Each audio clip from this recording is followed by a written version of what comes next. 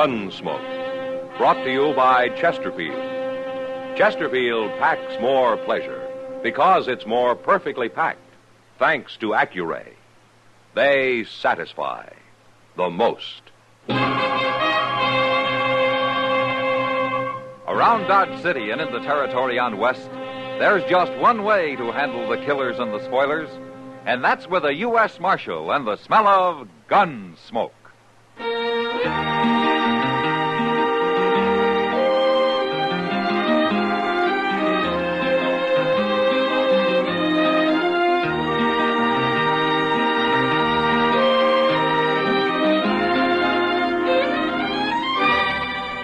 Gunsmoke, starring William Conrad. The transcribed story of the violence that moved west with young America. And the story of a man who moved with it. I'm that man, Matt Dillon, United States Marshal. The first man they look for and the last they want to meet. It's a chancy job, and it makes a man watchful and a little lonely.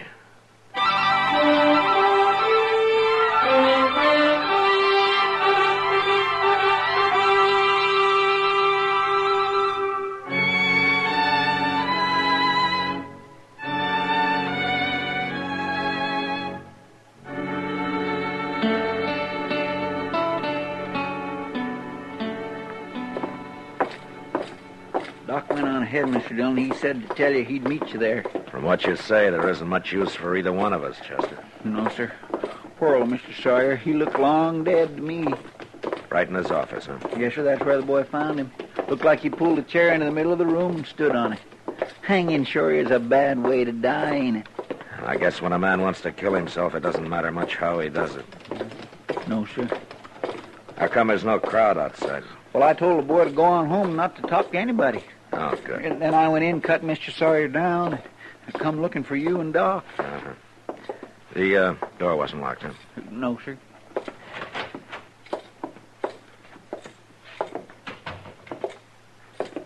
Hello, Matt. I guess you're too late this time, Doc. Yes, an hour anyway. I don't understand it, Matt. Sawyer was doing fine in his hide business. He didn't have any problems at all that I know of. Maybe it was his wife dying, Doc. Oh, no. That was a year ago, Chester. He'd got used to that. Maybe he hadn't. Maybe he was just saving it all up for this. Well, we'll never know now. Chester. Yes, sir? When you found him, was that chair where it is now? Yes, sir. It ain't been moved, Mr. Dillon. He stood on it and then kicked it over, just like that. Mm-hmm.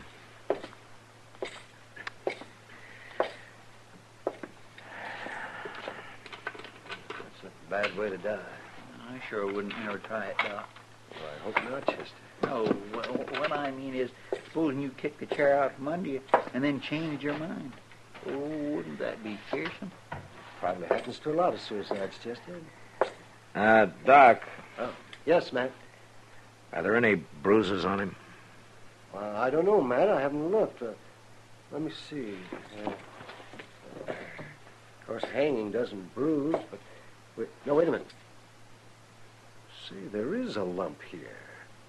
On the back of his head. Now, how'd he get that? Sawyer always kept a tin box over in that cabinet, Doc. What's that got to do with this lump on his head? He kept his ready cash in that box.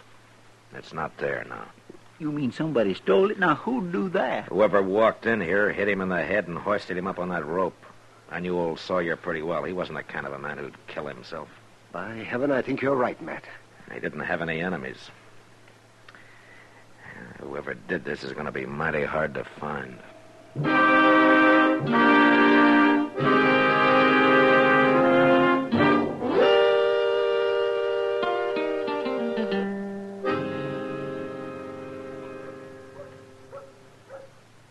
That was an awful little bunch of mourners at the burying today, wasn't it, Mr. Dillon?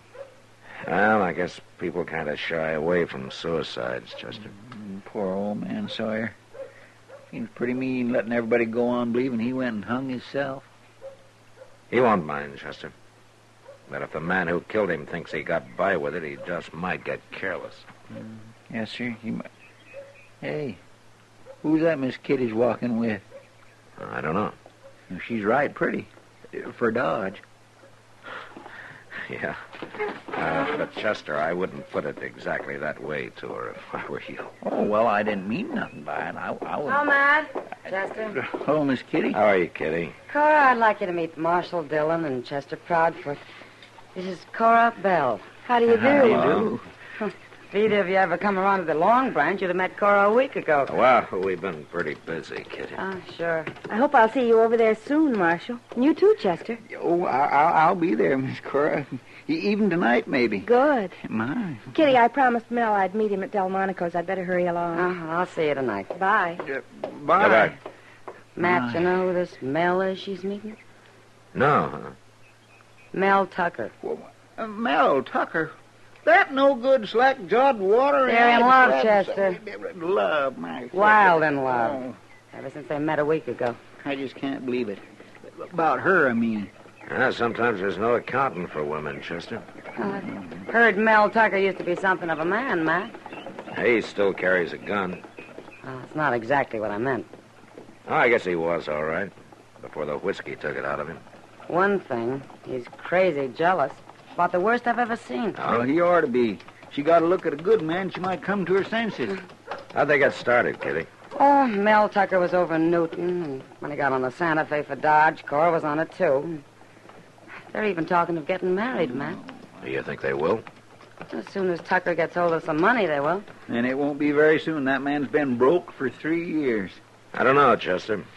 A man like Tucker might do anything for money. Mr. Dillon, you ain't thinking... We'll wait and see, Chester. It's all we can do.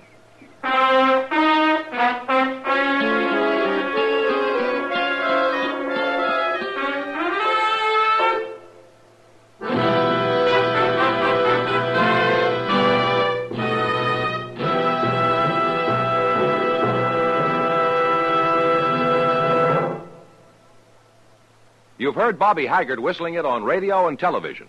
Right now, a country-style version. Okay, partners?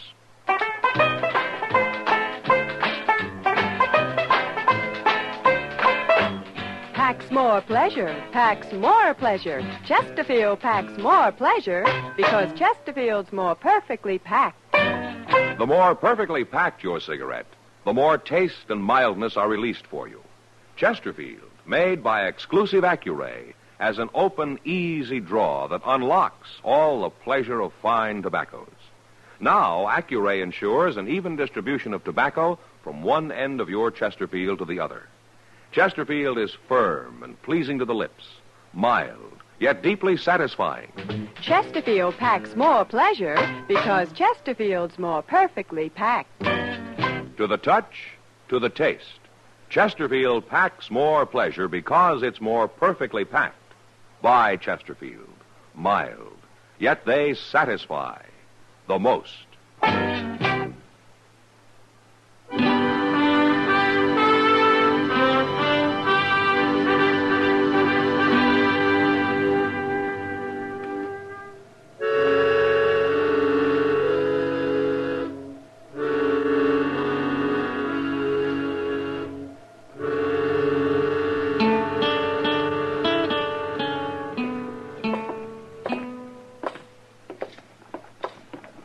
Hey, look.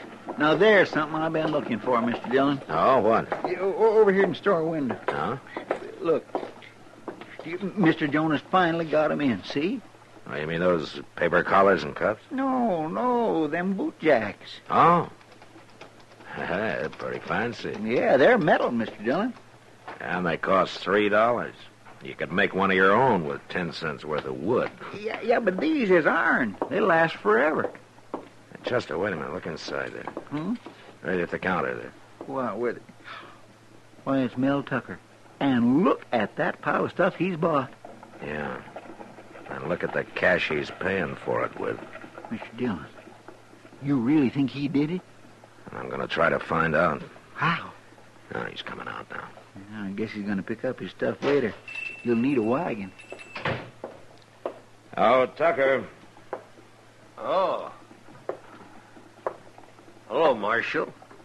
I notice you're buying a lot of new clothes. You getting married? Yeah, I sure am, Marshal. Right soon. Going after Cora now, buy her some stuff. Well, that's fine. I didn't know you were working. Well, I'm not. Not here in Dodge. Oh? I made me some money over in Newton, Marshal. You did, huh? Yeah. How? Well, I don't see as it's anybody's business how, Marshal. You will after you've been in jail a while. Jail? What are you talking about? Old man Sawyer was murdered, Tucker, and I happen to know that you did it. You out of your head? I got all the proof I need. You're a liar. The judge won't think so. Well, you can't arrest me, Marshal. It ain't right. Might go easier on you if you'd admit it, Tucker. I ought to kill you. You couldn't, and you know it. Now start walking. You know where the jail is.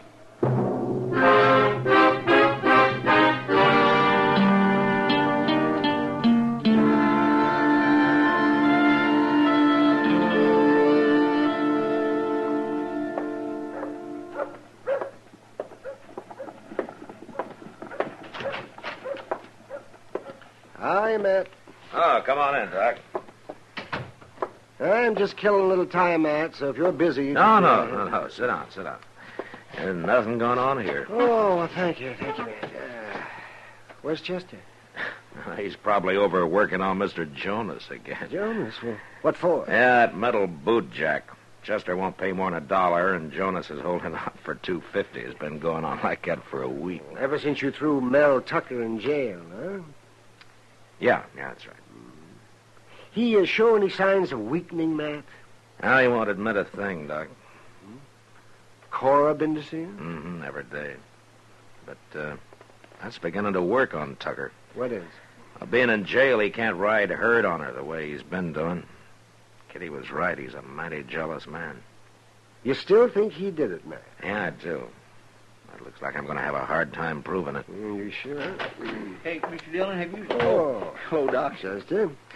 Don't see any boot jack, Chester. Never mind that. You better get on over to Bob Randall's freight office. Huh?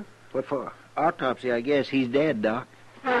What happened, Chester? Well, sir, I was walking by his office, and his wife went out and said she dropped by to see him and found him hanging there. Hanging? Just like old man Sawyer. Exact same thing. I went in and cut him down.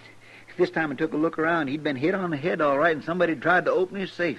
They didn't get nothing, but they'd sure been working on it. Well, Matt? Wait here a minute, Doc. I'll go over with you. Marshal, when are you going to give up and leave me out of here? You're out, Tucker. Mean it? Yeah, I made a mistake about you. I've been telling you that. What finally changed your mind? What do you care? You're free. Now get going. Get married, do anything you want. I sure will. Just tell you one thing, Marshal. What? I ain't going to forget what you done to me. I'm already thinking up how to pay you back someday. I said get out of here, Tucker.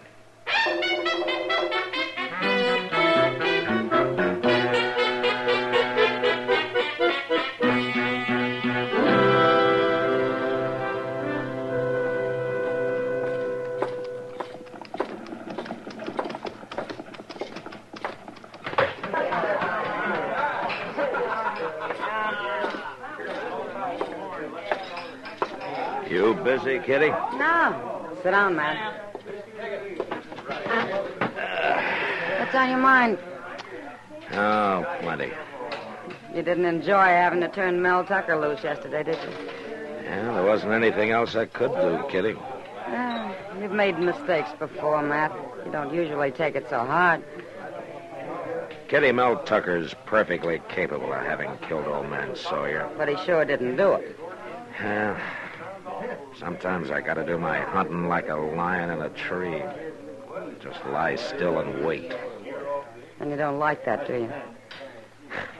I've done enough of it, Kitty. I know. Well, I'll say one thing about Mel Tucker, Matt. A week in jail sure made a change in him. Oh, what do you mean? He's been meek as a lamb since he got out. About what? About Cora. Look at them. All three of them standing at the bar over there. Real friendly like. Who's that other man? Oh, that's Dan Dressler. He and Cora have been together a lot lately. Oh?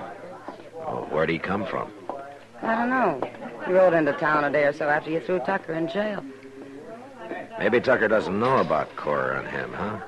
They're just friends. They act like a big, happy family, Matt. I see. Tucker and Cora still planning on getting married? Well, not for a while. Cora says they're broke. Broke? With $300? Who's got $300? Mel Tucker. It's what he had when I jailed him. It's what I returned to him yesterday.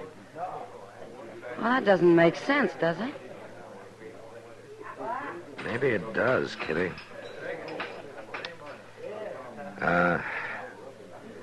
Look, will you do something for me? What? It won't be easy, and it'll make you look pretty bad. Then it must be important, or you wouldn't ask me to do it. It is, Kitty. You see that table over there in the corner, just inside the hallway? Yeah, sure.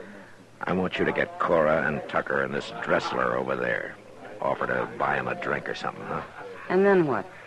Let's go out back before they happen to see us. I'll tell you there.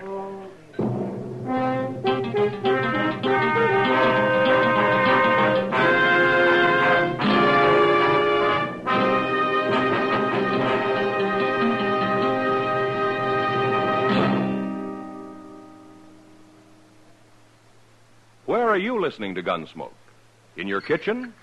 Getting ready for Sunday supper? Maybe in your living room, relaxing. Or out for a pleasant drive.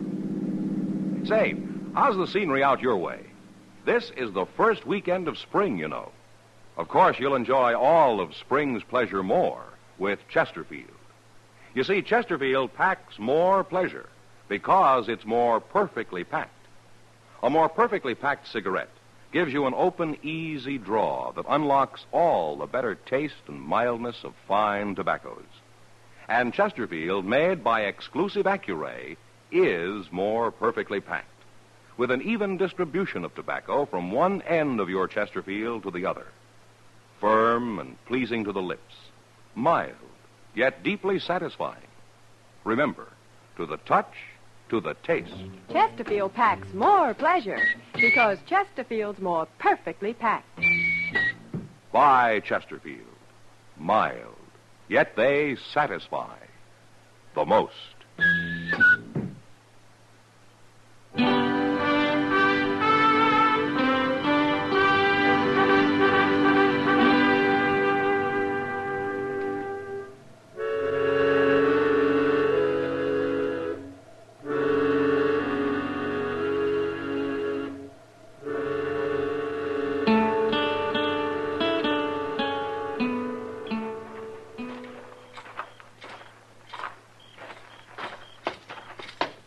Now be quiet with this door, Chester. Yes, sir, I will.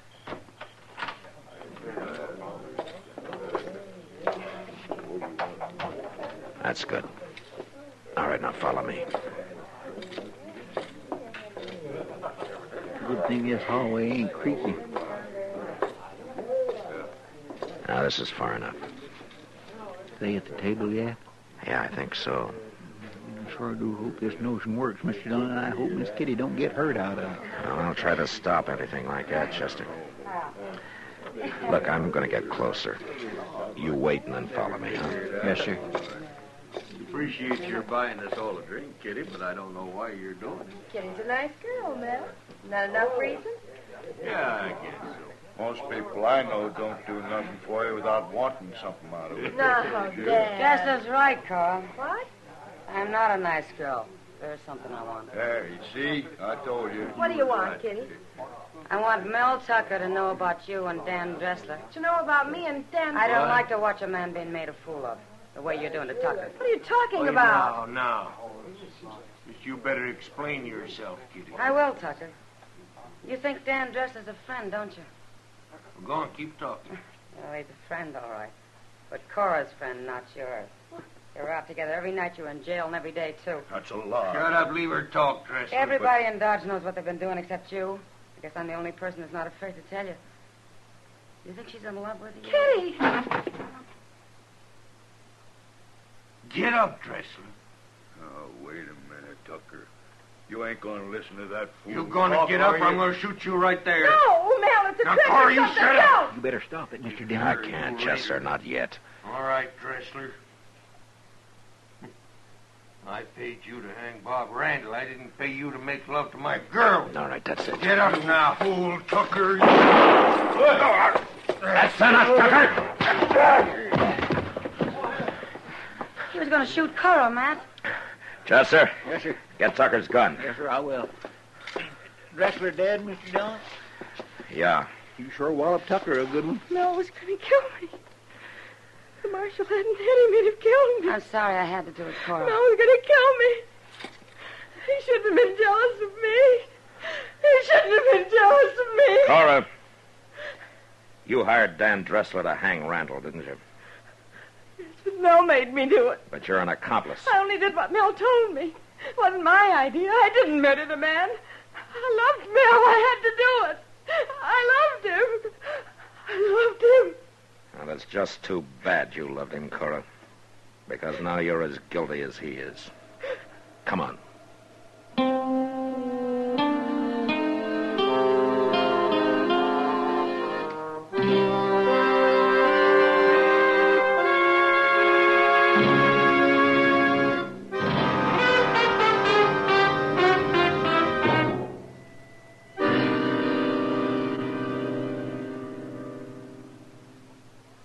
In a moment, our star, William Conrad.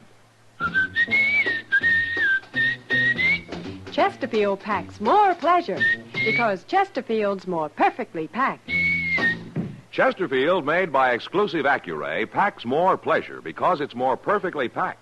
Unlocks all the pleasure of fine tobacco. Chesterfield packs more pleasure because Chesterfield's more perfectly packed.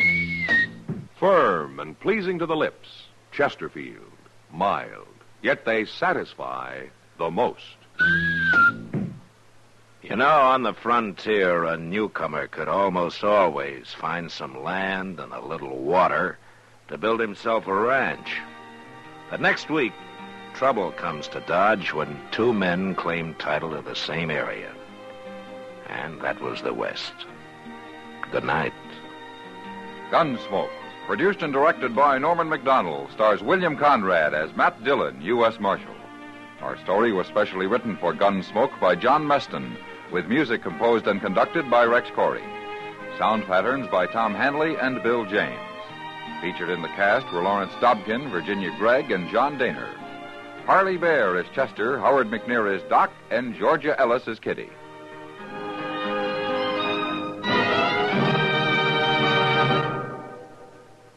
Smokers, this is it.